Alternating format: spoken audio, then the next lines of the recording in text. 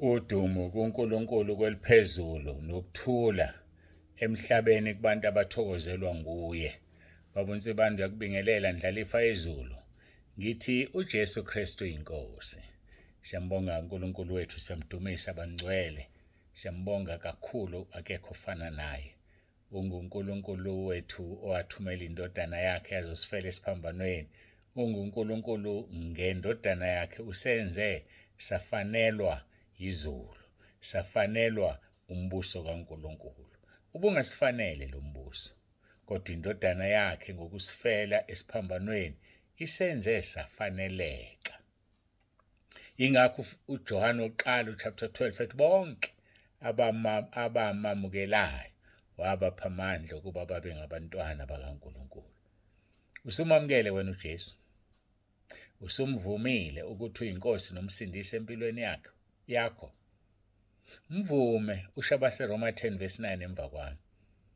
Uma ungena ku-YouTube ubhala uthi Apostle Dr. S.D. Nsibande bese uthi abase Roma 10 verse 9 noma Romans 10 verse 9 uzobe usungena kulomkhuleko ubusuyasha emva kwami.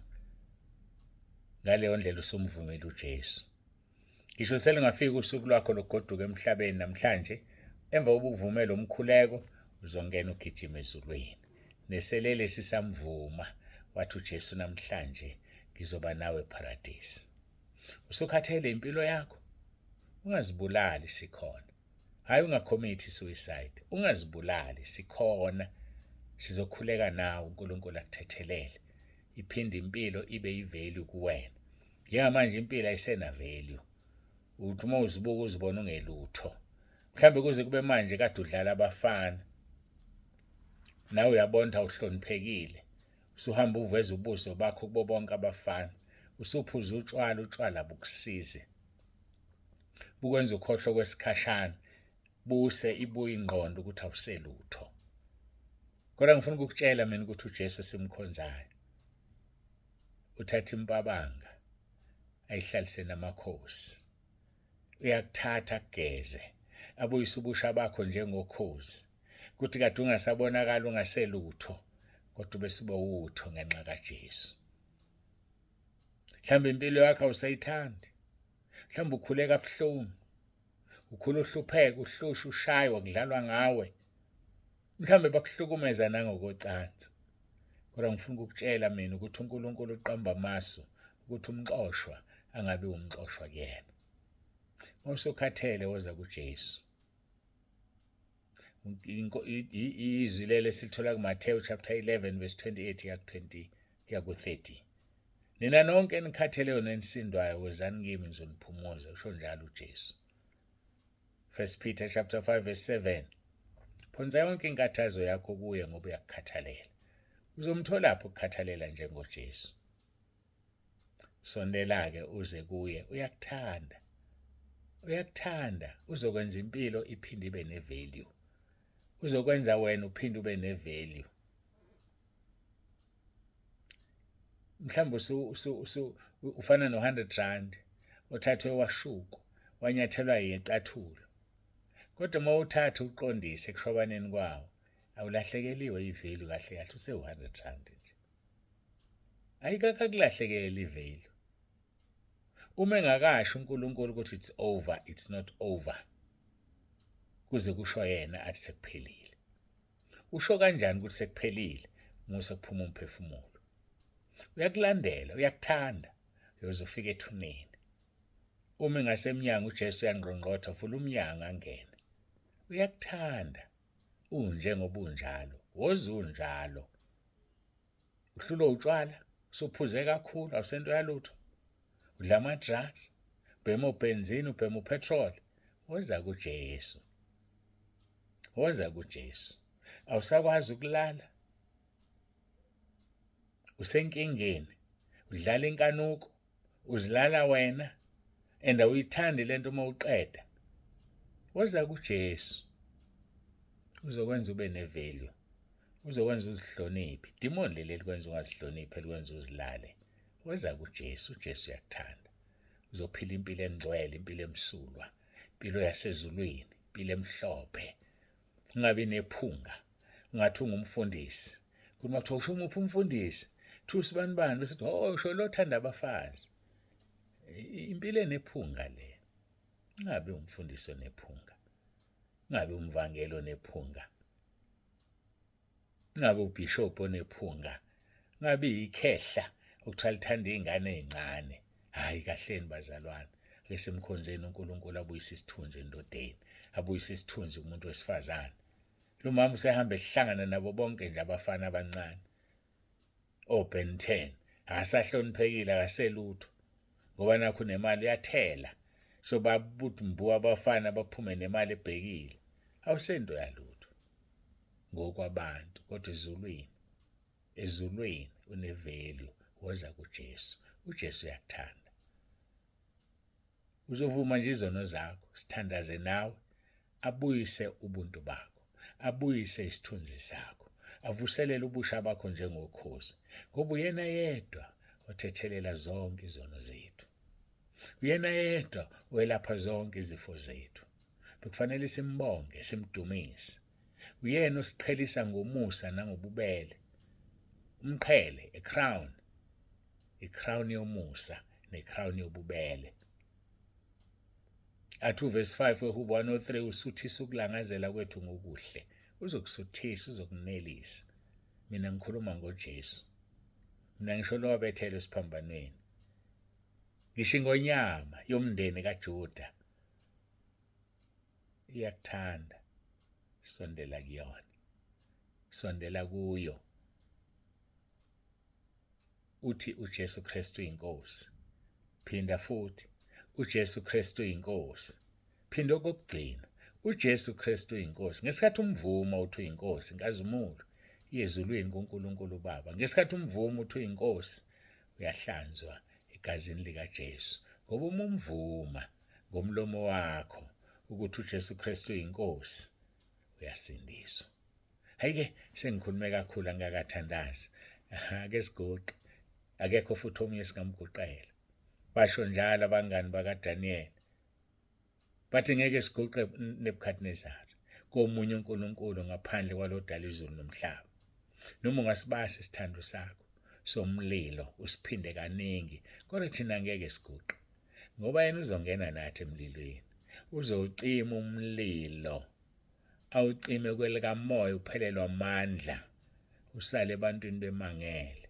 Yathi inkosi Nebukadnezar siyenza isiqiniseko. Kanti asifakanga yena amadoda amathathu eboshiwe.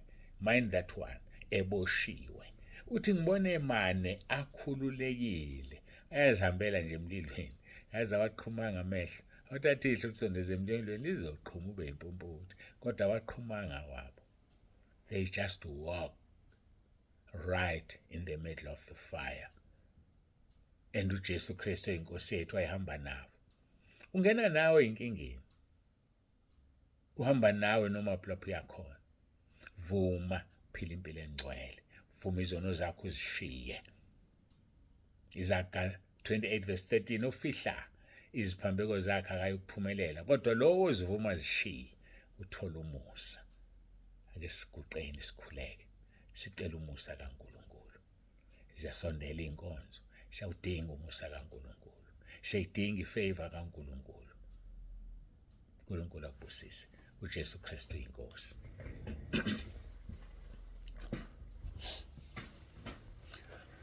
Babongcwele, babolungileyo uNkulunkulu nomusa siyathoba phambi kobuso bakho, sibonge ukusithanda kwakho.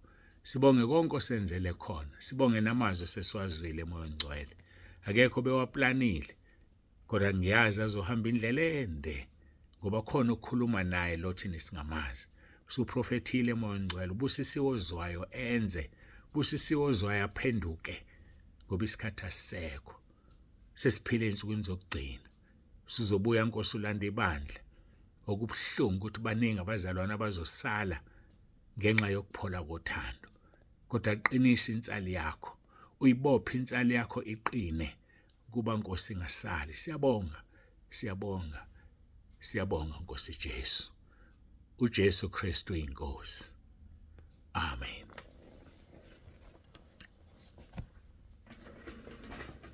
Siyambonga-ke kakhulu uNkulunkulu wethu bangcwele, siyamdumisa. Akekho ofana naye. Ngihlale ngisho njalo nje, akekho ofana naye. Wena ucabanga ukuthi ukhona? Ngeke umthole ndawo. Asifunde kuMathewu chapter 5 verse 9. Intshumayelo yasentabeni. Intshumayelo yasentabeni yenkosi yethu uJesu Kristu. Basifunde uMathewu chapter 5 verse 9. Babusisiwe abalamulayo ngokuba bayakuthiwa bangabantwana bakaNkulunkulu. Ayikho into emnandi njengaleyo. Into emnandi. Bethi abantu mabekuhleba ube kanti ubuyabezwa. Bakuhlebe ngokuthi uyindoda kaNkulunkulu. Bakuhlebe ngokuthi hey usibani bani uyakholwa. Hey usibani bani. Ayikho into ebuhlungu ukuthi mabekuhleba kanti bakhuluma ngobubi bakho umuba uphendukile. Uyimpisi igqokiso wemvu. Babusisiwe abalamulayo ngokuba bazothiwa abantwana bakaNkulunkulu. Mabasibize ngabantwana kaNkulunkulu. Uthi umpostoli uPaul, abantu mabasazi ukuthi singabaphathi beimfihlakalo zikaNkulunkulu nezikhonzi zikaKristu. Siziphethe imfihlakalo ngalolu daba. Siziphethe. Ayazi iphethe imfihlakalo. Angazi mina noma uyiphethe wena. Asiphathe ngodaka ukuze udumo lungezi kithi luye kumnikazi walo. Sithi uJesu Kristu inkosi. uJesu Kristu inkosi. uJesu Kristu uyinkosi. Dumo lonke luya kuNkulunkulu Baba. Yena yedwa onokungafi. Yena yedwa ohlala ekhanyeni ongesondelwe kukho. Yena yedwa ongebonwe. Nokube kuyidumo nenkazimulo namandla nobukhosi uJesu Kristu inkosi. Amen. Asiqhubekeke nenkonzo yethu. Sibheke izwi la sidine khona. Sidine ngo-Isaiah 32 verse 17 sithi umsebenzi wokulunga uyoba ngokuthula, impumelelo yokulunga ibe ngokulondeka kuze kube phakade. Mawufuna ukulondeka wena phumelelisa ukulunga, yiba ngolungile. Ukuphelela kuzala ukuthula. Ukuphelela kuzama ukulamula. Akakwazi ukulamula umuntu ongaphelele. Kodwa ukuphelela kuzala ukulamula. Ukuthula-ke imbewu ehlwanyelwa iveze isithelo sokulunga. Ukuthula lokho. Impumelelo yesithelo sokulunga ukulondeka kuze kube phakade. Impumelelo le ukulondeka kuze kube phakade. Ulondekile nje wena? Abanye abantu uthola bawolondeka amagama kodwa balondekile. Bayiphethe impilo yabo ngoCheckers, bayiphethe impilo yabo ngophepha bhekomanzi. Uthi la udluthuka khona lilimala umuntu. Kanti uyena oziphathe ebudedengu. Uyena oziphathe ngendlela emenza angahlonipheki. Impumelelo yesithelo sokulunga ingukulondeka kuze kube phakade. Siyakuthanda ukulondeka. Awukuthandwe nokulondeka? Asilondekeni bafowethu. BaseRoma 14 verse 19. Ngalokho-ke asijonge okokuthula nokokwakhana. Asijongeni bafowethu okokuthula nokokwakhana.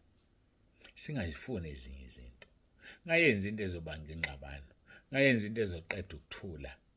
Masijonge okokuthula nokokwakhana.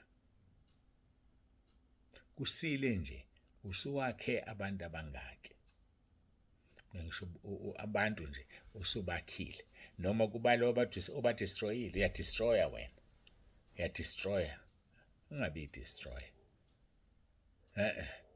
Bangaki abantu obakhile wena namhlanje. Izolo ke, ngeviki ke, inyanga ke wakhe abantu abangaki. Ngalokho ke asijonge ukuthula nokokwakhana. BaseRoma 15 verse 2 uthi lona loyo makathokozise umakhelwane wakhe kube kuhle aze akheke ngokuba noKristu akazithokozisanga yena. Bafowethu asithokozise umakhelwane wethu. Ngabikho igama olikhulumayo elimaza umakhelwane. Singabikho isenzo senzayo esilimaza umakhelwane. Mhlawumbe ukwadla inkukhu yakwamakhelwane ngena egcekeni nayibamba nayipheka nayidla ney'ngane zakho. Uzongena kuliphi izulu? Usazojeza ngesono sakho. Yilo naloyo kithi makathokozise umakhelwane kube kuhle aze akheke ngokuba noKristu akazithokozisanga yena. Akazange azithokozise yena. Uma sijonga ukuthula, sijonga ukwakhana, yilo naloyo ethokozisa umakhelwane wakhe kube kuhle aze akheke. uNkulunkulu wethu uyasithanda. Ufuna wakheke. Ufuna ube strong.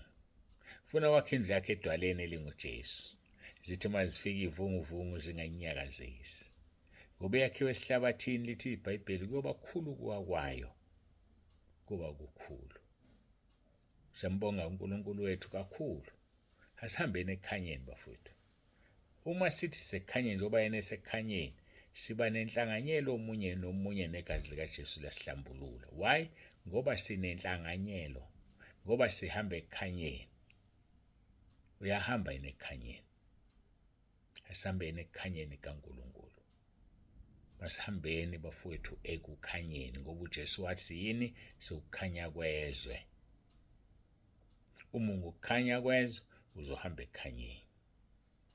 Uma sijonga ukuthula, sijonga ukwakhana, yilo nalo ethokozisa umakhelwane wakhe, kube kuhle azakheke, sizokuba nesithelo sokulunga, impumelelo yaso okungukulondeka kuze kube phakade. Ulondekile yini kuze kube phakade na? Sizokuba nesithelo sokulunga, impumelelo yaso okungukulondeka kuze kube phakade. Lezi zinto ezintathu esesizibalulile zingukuhlwanyela ukuthula, zingukulamula. Zingukuhlwanyela ukuthula, zingukulamula. Babusisiwe abalamulayo ngokuba bayakuthiwa bangabantwana bakaNkulunkulu. Uyalamula nje wena. Noma uyishoshozela uyabhebhethekisa. Uyalamula yini? Mhlawumbe unesidumbu phansi nje ukuthi wawuyingane mhlawumbe uboshwanga. Wabulala phambi kaNkulunkulu. Wayiphika leyo ngane. Wathi awuyifuna ingane akabona uninto wenze njani ngayo. Namhlanje ikhulile usayithanda. Namhlanje ikhulile usufuna ukuhlawula. uNkulunkulu wethu uyasithanda. uNkulunkulu wethu uphakeme nemicabango yakhe iphakeme kuneyethu. Ngakho ke khumbula babusisiwe abalamulayo ngokuba bayakuthiwa abantwana bakaNkulunkulu.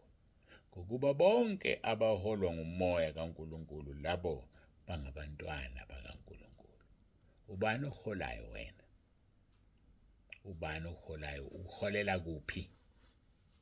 Ikuphi la iholela khona? Kade ungaholwa impompothi.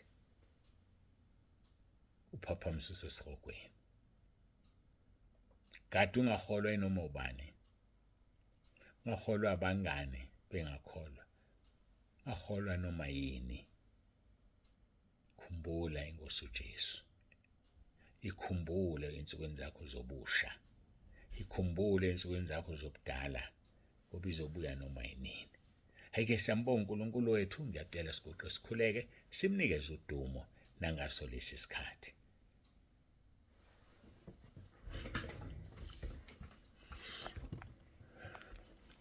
Baba wethu ongcwele, uNkulunkulu wethu nomusa, siyabonga, siyazithoba phambi kobuso bakho. Siyakubonga Nkosi ngalokho esesikuzwile. Kwangathi kungakheka, kwakhele, kuhlale ngaphakathi. Linkeneze njalo izwi kube yilo nalo yaziphathe kahle. Azi ukuthi usazophendula ngosuku lokugcina phambi kobuso bakho. Siyakubonga ke Nkosi ngakho konke. Busisa abantwana bakho. Busisa bonke abalalele. Balizwe balenze izwi lakho. Busisa bonke abafundisi abakhona la ekhaya lezwi. Babusise Nkosi ngesibusiso sako moya sasezulwini ukuthi babe ngcwele njengoba wena ungcwele. Bahambe ngobungcwele. Balimele iqiniso. bakhuthazela ukuziveza beyizisebenzi ezithembekile neziqondisa kahle izwi leqiniso phambi kwakho. Khulekela zonke izikhundla ezikhona emabandleni ahlukeneyo. Ngiyacela Nkosi ubabusise ubaqinise, bakufuna usenokuthola bakubize useseduze. Khulekela ibandla lakho lonke uNkulunkulu wami lingelakho. Livikele kwisithe singuSathane, kuze lapho lihlwithwa leli bandla liye ezulwini lijabule. Sisizeke Nkosi, singabe ngaphandle kohlwitho, kodwa sibe kulo ngqo. Ngesikhathi ubuzo osihlwitha singasali. Isikhathi sokutuba umzimba wethu, kuba ngingathi sengishumayeza abanye ngilahlelwe ngaphandle. Singathi sesikholwe saqeda, kodwa silahlwe. Sisizeke uNkulunkulu wethu, singafani namabhodi akhomba ezulwini kodwa wona wayi. Singafani namabhodi elikhomba idolobha elithize kanti lakhiwe kwelinye idolobha likaze lize lifike lapho. Iba nathi-ke Nkosi siyabonga kakhulu. uJesu Kristu uyinkosi. uJesu Kristu uyinkosi. uJesu Kristu uyinkosi. Amen. Siyambonga uNkulunkulu wethu kakhulu, siyamdumisa. uNkulunkulu abe nawe akugcina kulondoloze usalungiselele ukuze enkonzweni zikaJulayi. Ngokuvuma kwenkosi masibonane ngoLesine. Inkonzo yokuqala izoqala ngo-4 ntambama. Vuka-ke sibonaneni ngoLesine bafowethu. Hayibo uxolo, sibonana ngoLesihlanu. Inkonzo izoqala ngo-4 ntambama. Ayolesine not uLesine. Ngiyaxolisa. Inkonzo iqala ngoLesihlanu ngo-4 ntambama. Bese-ke ngomgqibelo ekuseni iyaqala inkonzo ngo-9. Abazofika ngomgqibelo mabavuke, iyaqala inkonzo ngo-9. Usuku lwangomgqibelo licinene ngendlela emangalisayo. Mangingaphazami inkonzo awuthi ngibo kufanele kube zu-5 ngomgqibelo, ngalahlekelwa nayo iyodwa. Zonke zine-value, bisiba yodwa ngesonto, iyodwa ngoLesihlanu. uNkulunkulu akubusise usenza amalungiselelo. Akubusise uNkulunkulu ngakho konke okudingayo. Akubusise nangomnikelo wesipheko. Akubusise ngoba yena uyabusisa. Loyo ohlwanyelayo uyovuna ejabule. Ehlwanyela ngezinyembezi njalo kumahubo uyovuka ejabule. Siyambonga uNkulunkulu. Baba uNsibande uyavalelisa uthi uJesu Kristu uyinkosi.